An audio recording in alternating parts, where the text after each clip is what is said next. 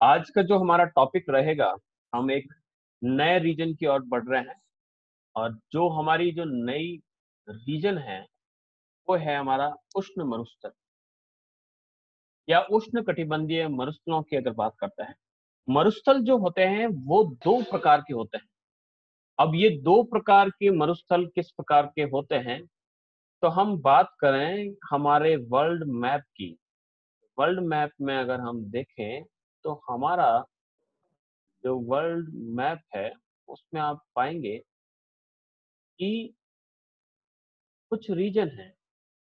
उन रीजन को हमने अलग अलग प्रकार से डिवाइड किया है, और ये जो डिवाइडेशन है वो रहता है हमारे अर्थ के स्ट्रक्चर के ऊपर बनाई गई अक्षांश रेखा है। मान लीजिए ये हमारा अर्थ है, और इस अर्थ पर हम अलग अलग प्रकार के रीजन्स को क्रिएट करते हैं। ये हमारा इक्वेटर, इक्वेटर के ठीक ऊपर की तरफ अगर हम देखें तो यहाँ पर हमारी ट्रॉपिक ऑफ कैप्रिकॉर्न, उसके बाद यहाँ पर आ जाता है आपका आर्कटिक सर्कल। ये थ्री लाइंस ऊपर की तरफ को हम नंबर भी दे देंगे, उसी प्रकार से अभी बताते हैं। ये हो जाएगा आपका ट्रॉपिक ऑफ कैप्रिकॉर्न, और ये हो जाएगा आपके सर्किल ऑफ अंटार्कटिका। तो हम इस रीजन को हम किस प्रकार से ड्रॉ करते हैं, तो रीजन को जब हम ड्रॉ करते हैं तो ड्रॉ करने के बाद हम पाएंगे कि हमारा जो क्षेत्र है वो किस प्रकार से डिवाइड होता है। ये जो बेल्ट है, यहाँ पर हम ट्रॉपिक ऑफ कैप्रिकॉर्न और ट्रॉपिक ऑफ कैंसर के बीच का जो क्षेत्र, ये 23.5 डिग्री नॉर्थ की तरफ, और ये हो जाएगा हमारा साउथ की तरफ। ये जो बेल्ट होता है उसको हम ट्रॉपिकल बेल्ट कहते हैं। इस ट्रॉपिकल बेल्ट में हम बात करते हैं, यहाँ पर बहुत ज्यादा तेज गर्मी पड़ती है, और तेज गर्मी के साथ साथ यहाँ पर आप देखेंगे कि यहाँ पर आपको बहुत ज्यादा बारिश भी देखने को मिलेगी। तो हम वर्ल्ड मैप पर अगर इसे हम लोकेट करें कि हमारा जो वर्ल्ड मैप है उसमें जो डेजर्ट है वो डेजर्ट्स किस प्रकार से पाए जाते हैं। उन डेजर्ट्स को अगर हम देखें, आपके सामने मैं एक स्क्रीन शेयर करूंगा। तो स्क्रीन शेयर करने के साथ साथ हम देखेंगे कि ये जो डेजर्ट है, ये डेजर्ट कहाँ पर पाए जाते हैं और किस प्रकार से पाए जाते हैं। हम इस डेजर्ट्स को लोकेट करते हैं, और लोकेट करने के बाद हम समझते हैं कि यहाँ पर डेजर्ट जो पाए जाते हैं वो क्यों पाए जाते हैं, क्योंकि हमें यहाँ पर इन जनजातियों को पढ़ने से पहले हमें ये भी देखना है कि जो डेजर्ट्स है वो किस प्रकार से बने, और इन डेजर्ट्स में ऐसी क्या विशेषताएं पाई जाती हैं कि यहाँ का जो जनजीवन है काफी अलग प्रकार का रहता है। सबसे पहले हम डेजर्ट की बात करें कि जो डेजर्ट है वो कितने हैं और किस प्रकार से कहाँ कहाँ पर फैले। क्योंकि जब तक हम डेजर्ट को लोकेट नहीं कर पाएंगे तब तक हम ये तय नहीं कर पाएंगे कि ये जो डेजर्ट है वो किस प्रकार से बने, या फिर हम कह सकते हैं कि इन डेजर्ट की फॉर्मेशन किस प्रकार के हुई। बात करते हैं मरुस्थलीय जीवन जो है, mode of life in hot deserts. अब यहाँ पर मोड ऑफ लाइफ में अगर देखें तो हमने कहा कि यहाँ पर हॉट डेजर्ट्स पाए जाते हैं। महाद्वीप द्वीपों के पश्चिमी भाग पर मरुस्थल पाए जाते हैं। जो प्रथम वर्ष रहा, उस प्रथम बार वर्ष में ये मैंने बार बार समझाया कि जो हमारे जितने भी महाद्वीप है उनके पश्चिमी भाग में आपको डेजर्ट्स देखने को मिलेंगे। हम इन डेजर्ट्स की बात करते हैं कि डेजर्ट कहाँ पर है। तो हम अलग अलग प्रकार के डेजर्ट की बात करते हैं। यहाँ पर सोनारान और मोजावे, ये देखो देखिए हम बात करते हैं नॉर्थ अमेरिका से शुरुआत करते हैं, सोनारान और मोजावे। हम बात करते हैं इक्वेटर की, बात करते हैं कि इक्वेटर कहाँ से पास होता है। इक्वेटर लगभग यहाँ से, इससे थोड़ा सा नीचे रहेगा, मैं इसको थोड़ा सा ये बना देता हूँ। इक्वेटर जो पास होता है वो यहाँ से लगभग पास, इन डेजर्ट को हम लोकेट करते हैं। ये जो है सोनारान और मोजावे कहाँ पर है, उत्तरी अमेरिका महाद्वीपों के पश्चिमी भाग में डेजर्ट पाए जाते हैं। महाद्वीपों के पश्चिमी भाग में ठंडी जलधाराओं का उद्भव होता है, इस कारण यहाँ पर डेजर्ट्स की कंडीशन पाई जाती है। अब कौन कौन से डेजर्ट यहाँ पर पाए जाते हैं, तो उन डेजर्ट की बात करें तो सोनारान और मोजावे, ये जो है मोजावे डेजर्ट, ये आपके उत्तरी अमेरिका के अंतर्गत पाया जाता है। इसके ठीक ऊपर ये जो ग्रेट बेसिन लिखा हुआ है, यहाँ पर सोनारान है, सोनारान का मरुस्थल, मोजावे का मरुस्थल। फिर हम दक्षिणी अमेरिका की बात करते हैं तो यहाँ पर एक है अटाकामा का मरुस्थल, पैटागोनिया का पठार, वो भी एक मरुस्थलीय का क्षेत्र है। अटाकामा और पैटागोनिया ये दोनों ही आपको जो मिलेंगे दक्षिणी अमेरिका के अंतर्गत मिलेंगे। इसके अलावा हम पास करते हैं यहाँ से, ये जो व्हाइट लाइन है यहाँ से इक्वेटर आपके पास होता है, तो यहाँ पर जहां से इक्वेटर पास होता है वहां पर आपके जंगल मिलेंगे, अमेजोन के जंगल। तो अमेजोन के जंगल यहाँ पर पाए जाते हैं, ठीक है। जैसा कि हमने कहा कि महाद्वीपों के पश्चिमी भाग में डेजर्ट मिलते हैं, तो महाद्वीपों के पूर्वी भाग में आपको जंगल भी मिलेंगे, क्योंकि ये ये जो रीजन है, बाद में कभी जब समय रहेगा हम इस टॉपिक पर पहुंचते हैं कि हम किस टॉपिक की बात करते हैं। हम डेजर्ट को लॉकेट कर रहे हैं, हम बुशमैन को पढ़ेंगे आज। हम दूसरी जो जनजातियां हैं जो डेजर्ट में रहती हैं उनके बारे में पढ़ेंगे। तो डेजर्ट कौन कौन से हैं, तो अटाकामा और पेटागोनिया ये जो है आपकी साउथ अमेरिका में है। सहारा का मरुस्थल ये पूरा इस प्रकार से फैला हुआ है अफ्रीका कॉन्टिनेंट के अंदर। यहाँ पर दो डेजर्ट हैं, एक है नामीबिया या नाबीब का मरुस्थल और एक है कालाहारी का। इसका जो बीच का इलाका है ये वाला, यहाँ पर हमने पिग्मी को पढ़ा था। यहाँ पर एक इक्वेटर, मैंने कहा था इक्वेटर जहां से पास होती है वहां पर जंगल मिलेंगे, तो यहाँ पर हमने पिग्मी को पढ़ा। पिग्मी यहाँ पर जंगलों में निवास करती है। फिर हम बात करते हैं कि आपकी सीरिया का मरुस्थल, दस्ते लूट, ये रहा Dasht e Lut, Dasht e Kavir, Kyzylkum, Karakum, Thar, अरब का मरुस्थल, और ग्रेट ऑस्ट्रेलियन डेजर्ट या Great Victoria Desert, Great Sandy Desert या गिब्सन का डेजर्ट, ये कुछ मेजरली आपके डेजर्ट जो है पूरे विश्व में पाए जाते हैं। अब इसकी क्लाइमेट की अगर हम बात करें कि इसकी क्लाइमेट किस प्रकार की होती है, तो नो डाउट हम कहेंगे कि डेजर्ट है तो डेजर्ट की कंडीशंस में आपको वहां पर हरियाली नहीं मिलेगी, वहां पर वर्षा जो है काफी कम मिलेगी, वर्षा वहां पर कम मिलेगी। वहां की जो जलवायु है वो आपको अति शुष्क मिलेगी, वहां पर कई वर्ष तक बारिश भी नहीं होती।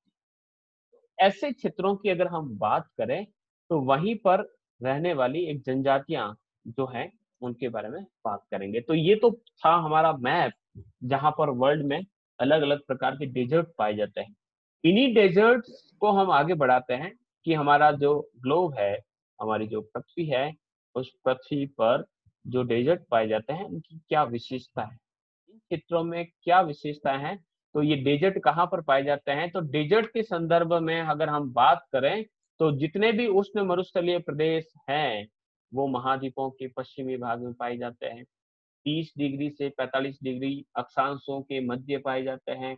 हम वापस इस स्लाइड की वो तरफ जाते हैं कि जो स्लाइड क्या करी है कि 30 जीरो से 30 तक तो आपको डेजर्ट नहीं मिलेंगे, लेकिन जीरो से 30 से अबव के इलाके में आप जाते हैं तो वहां पर डेजर्ट मिलेंगे।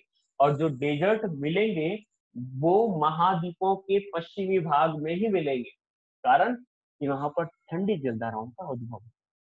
ठंडी जलधाराओं को साथ साथ में पढ़ लेते हैं, कुछ रिवाइज हो जाता है हमारा।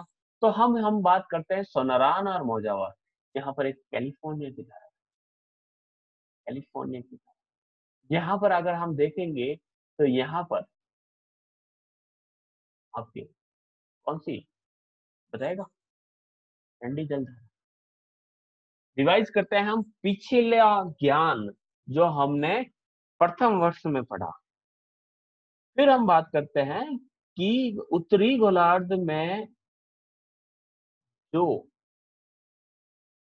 सागरीय धाराएं चलती है वो क्लॉकवाइज चलती है। पर जो है ये जलधाराएं यहाँ से जो जलधाराएं हैं वो इस प्रकार से चलेगी, फिर यहाँ से पछुआ पवनों के प्रभाव में आकर इस प्रकार से घूमेगी, फिर ऐसे घूमेगी पछुआ पवनों, फिर यहाँ से नीचे की तरफ आएगी और फिर वापस से चक्कर निकालेगी। ये गायर कहलाता है, फर्स्ट में रटवाया था, वापस पुनः याद कर लीजिए। ये गायर तैयार होता है, गायर तैयार अंतर होने के साथ साथ हम देखेंगे कि उत्तरी विषुवतीय अटलांटिक धारा, फिर वो आपके कैरिबियन सागर में जाकर कैरिबियन धारा, फिर यहाँ पर बन जाती है गल्फ स्ट्रीम की धारा, यहाँ पर आने पर यहाँ से ऊपर की तरफ से आती है एक ठंडी धारा जिसका नाम है लैब्राडोर की धारा, यहाँ पर वापस वो कनारी की धारा बन जाती है। तो हम बात करते हैं कि यहाँ पर ठंडी जलधाराएं कौन कौन सी पाई जाती है। तो यहाँ पर जो जलधारा पाई जाती है उस जलधारा का नाम है पेरुवियन या हम्बोल्ट की ठंडी धारा। यहीं पर आपके इनका जो रहता है ये क्लॉकवाइज है और यहाँ पर जो धाराएं रहेगी वो एंटी क्लॉकवाइज चलेगी। महासागरीय धाराएं प्रति चक्रवातों का अनुसरण करती है, यहाँ पर ऐसे क्लॉकवाइज चलेगी, एंटी क्लॉकवाइज चलेगी दक्षिणी गोलार्ध में, उत्तरी गोलार्ध में आपके क्लॉकवाइज चलेगी। तो इन्हीं धाराओं की अगर बात करें तो यहाँ पर ठंडी जल धाराएं पाई जाती हैं। तो यहाँ पर मैंने कहा कि इस डेजर्ट के पास मिलेगी आपको हम्बोल्ट की धारा, इस डेजर्ट के पास मिलेगी आपको कनारी की धारा, बेंगुला की धारा, यहाँ पर पश्चिमी ऑस्ट्रेलिया की धारा, यहाँ पर जो है इसके पीछे इस धाराओं का योगदान कम है, लेकिन यहाँ पर एक धारा बहती है सोमाली की धारा। तो ये जल धाराएं जो हैं यहाँ पर डेजर्ट बनाने की कंडीशंस को तय करती हैं। अब इसकी क्या विशेषताएं हैं, उन विशेषताओं को अगर देखते हैं वन बाय वन। पहली जो विशेषता है वो कहा गया है कि उष्ण मरुस्थलीय प्रदेशों जो हैं वो महाद्वीपों के पश्चिमी भाग में पाए जाते हैं और 30 से 45 डिग्री अक्षांशों में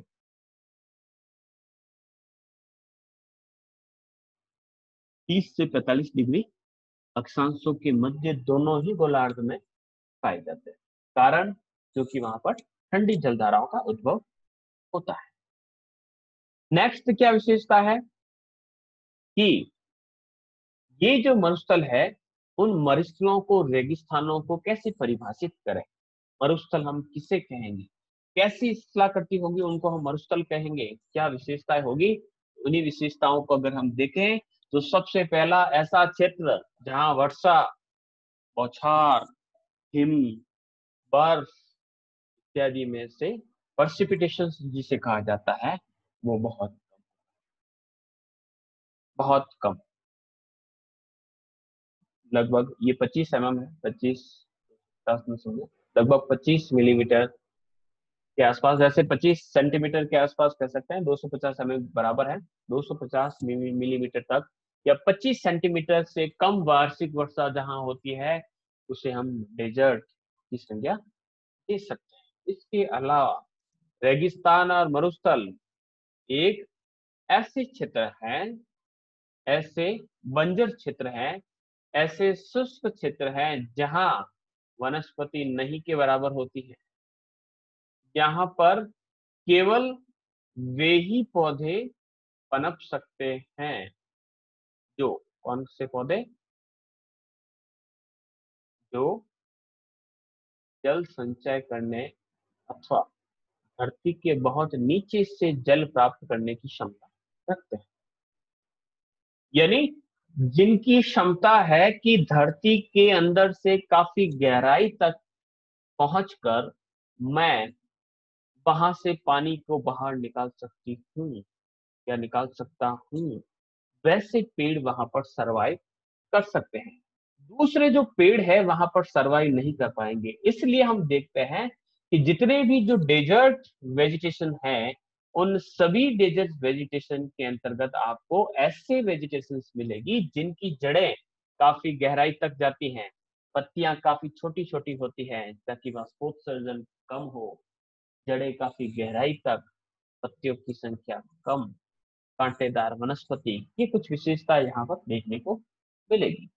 यहाँ पर उगने वाले जो पौधे होते हैं वो जमीन से काफी नीचे जाकर वहां से आसानी से नमी को ग्रहण कर लेते हैं। हम रेगिस्तान की विशेषताएं देख रहे हैं, मिट्टी की जो परत होती है ऊपरी काफी पतली होती है, जो वायु के तीव्र वेग से, किसी प्रकार की कोई वनस्पति यहाँ पर है ही नहीं, तो वनस्पति का अभाव होने के कारण यहाँ पर हवाएं काफी तेज गति से चलती हैं और मिट्टी की जो ऊपरी परत है पतली सी, तो वो पलटती रहती है, जिसमें खाद मिट्टी का अभाव होता है, वह अनुपजाऊ होती है।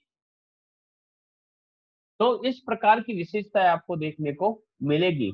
इन क्षेत्रों में वाष्पीकरण की प्रक्रिया, यानी आपके जो भाप बनकर जो पानी उड़ जाता है, जिसे हम वाष्पीकरण कहते हैं, इवोपोरेशन कहते हैं, वह वाष्पित जल जो है वर्षा से जितना प्राप्त होता है जल उससे काफी अधिक, आपके पास आया कम, वर्षा के माध्यम से बहुत कम जल आपको प्राप्त हुआ, लेकिन जो जल वाष्पित हुआ उसकी मात्रा कहीं अधिक थी। इस कारण यहाँ पर आपको बहुत ज्यादा शुष्कता देखने को मिलेगी, यहाँ पर वर्षा बहुत कम देखने को मिलती है। तो ये कुछ विशेषता इन क्षेत्रों की मिलती हैं। इस आधार पर हम अनुमान लगा सकते हैं कि ये एक ऐसा क्षेत्र है, यह एक ऐसा क्षेत्र है जिस क्षेत्र में आपको कठोर जीवन मिलेगा। वनस्पति के नाम पर कुछ झाड़ियां मिलेगी, जब झाड़ियां नहीं मिलेगी तो उन पर आश्रित रहने वाले जो जीव है उन जीवों की संख्या बहुत कम होगी। यहाँ की जो भूमि है वो काफी अनुपजाऊ रहेगी, इसलिए यहाँ की जो लोग हैं वो कृषि कार्य नहीं कर पाएंगे। कृषि कार्य करते भी हैं तो वो केवल और केवल जब 2 महीने बारिश का जो समय रहता है उसी पर है। कुएं नहीं यहाँ पर, कोई तालाब नहीं यहाँ पर, किसी प्रकार से कोई भी यहाँ पर ऐसी संभावनाएं नहीं जिसके माध्यम से मनुष्य आराम से अपनी जीविकोपार्जन करे। तो ऐसी स्थिति में यहाँ पर हम एक महाद्वीप की बात करेंगे, हम अफ्रीका की बात करेंगे कि उस अफ्रीका में एक विशेष प्रकार की जनजाति रहती है जो इस प्रकार के कठोर वातावरण में भी अपने आप को बनाकर रखी है और जो आधुनिक सभ्यता है उस आधुनिक सभ्यता से काफी दूर रखते हुए अपनी परंपराओं को संजोते हुए यहाँ पर सरवाइव करती है। वो पर्यावरण के साथ जुड़ी हुई, पर्यावरण का हर तरीके से वो मुकाबला करती है और अपने आप को जिंदा रखती है। प्रकृति कोशिश करती है कि इसे मैं समाप्त कर लूं और मानव तो भी वहां पर सर्वाइव कर लेता है। और ऐसे ही जो जनजाति है तो हम शुरुआत करते हैं, उसका नाम है बुश। बुशमैन को हम पढ़ेंगे और बुशमैन की सबसे बड़ी जो विशेषता है वो है इन्हें इनकी चावल के नाम से जाना, बुशमैन्स राइस। पढ़ेंगे हम कि बुशमैन्स राइस क्या होते हैं, क्यों खाते हैं उन चावलों को, किस प्रकार से बनाते हैं, कई ऐसी विशेषता हैं जो हम देखेंगे इस टॉपिक के अंदर। तो उष्ण मरुस्थल के निवासी बुशमैन जिनका नाम है, क्या है ये और किस प्रकार से जीवन व्यतीत करते हैं, इसी को हम आगे बढ़ाते हैं। नेक्स्ट इस प्रकार से, जैसा कि हम देख पा रहे हैं, रंग जो है इनका काफी थोड़ा सा पक्का, बाल जो है इनके घुंघराले, शरीर पतला, हाइट में काफी लंबे नजर आ रहे हैं, तेज धूप होने के कारण प्राय अर्धनग्न अवस्था में रहते हैं, कपड़ों का बहुत कम प्रयोग करते हैं। ये कुछ विशेषताएं केवल और एक चित्र देखने के माध्यम से हमें नजर आ रहा है। पीछे का अगर बैकग्राउंड देखें तो आप देखेंगे कि वनस्पति नाम पर कुछ घासें और दूर दूर फैले हुए आपको कुछ वृक्ष मिल सकते हैं। ये जो बुशमैन है ये कहाँ रहते हैं, इनका निवास स्थान की अगर हम बात करें तो ये जो जनजाति है वो रहती है अफ्रीका में। अफ्रीका में अलग अलग हम इन ट्राइब्स को देखें कि कौन कौन सी ट्राइब और कहाँ पर रहती है, तो हमने इससे पहले पिग्मीज को पढ़ा। पिग्मी है वो आपके जायरी नदी, जिसको कांगो नदी भी कहा जाता है। यहाँ से मैंने कहा था इक्वेटर पास होती है। इक्वेटर पास होने के कारण यहाँ पर आपके घने जंगल पाए जाते हैं। यहाँ पर पिग्मीज रहते हैं, छोटे कद वाले, केले को बड़े चाव से खाने वाले, छोटी छोटी सी झोपड़े बनाने वाले, वही पिग्मी जो हम पहले पढ़ चुके। इन पिग्मीज के ठीक नीचे वाले क्षेत्र की अगर बात करें तो ये क्षेत्र जो ऑरेंज यहाँ पर हल्का सा नजर आ रहा होगा, ऑरेंज तथा जाम्बेजी, ऑरेंज तथा जाम्बेजी नदी के बीच का जो क्षेत्र है, इस क्षेत्र में जो आपको पिंक कलर में दिखाई दे रहा है, यहाँ पर बुशमैन्स रहते हैं। इसके ठीक ऊपर आपको पिग्मीज, कुछ क्षेत्र यहाँ आपके नीलोटिक्स के मिलेंगे, कुछ आपको वेस्ट अफ्रीकन्स मिलेंगे, जो निग्रो प्रकार की जो लोग हो उसको, ये आपके गुयाना जो जो क्षेत्र है उस क्षेत्र के अंतर्गत देखने को मिलते हैं, जहां से नाइजर नदी। आगे बढ़ते हैं हम और इसी क्षेत्रों को हम अच्छी तरीके से लोकेट करते हुए देखते हैं कि ये कहाँ रहते हैं। तो इनका जो क्षेत्र है, अगर हम अफ्रीकन कॉन्टिनेंट का जो हिस्सा देखें तो उसमें आप देखेंगे कि यहाँ पर कुछ कलर कॉम्बिनेशन दिए गए, जो आपको ब्राउनिश लाइट ब्राउन कलर का जो दे रखा है।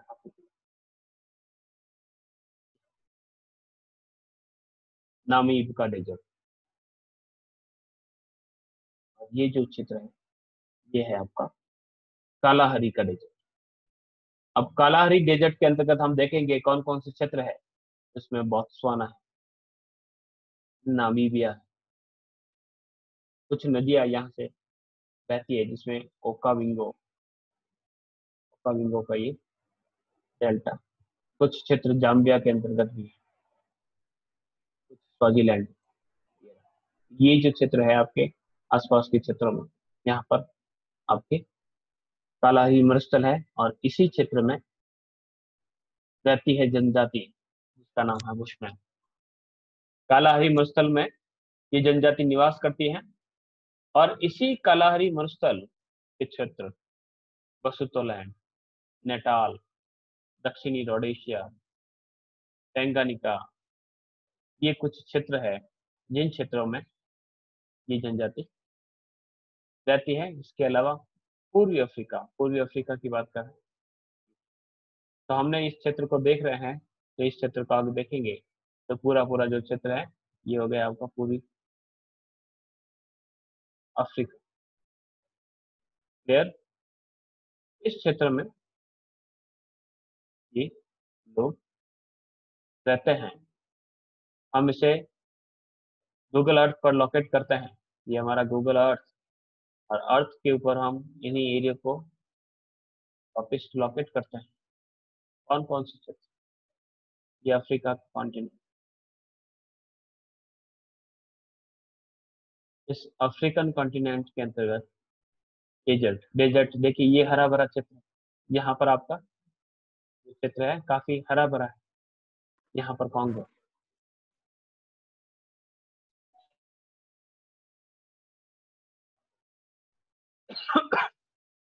तो बोत्सवाना, नामीबिया, जिम्बाब्वे, जाम्बिया, ये जो शुष्क क्षेत्र है साउथ अफ्रीका के आसपास, इस क्षेत्र की बात कर रहे हैं। इस क्षेत्र में आपके विभिन्न जो बुशमैन्स है वो निवास करते हैं।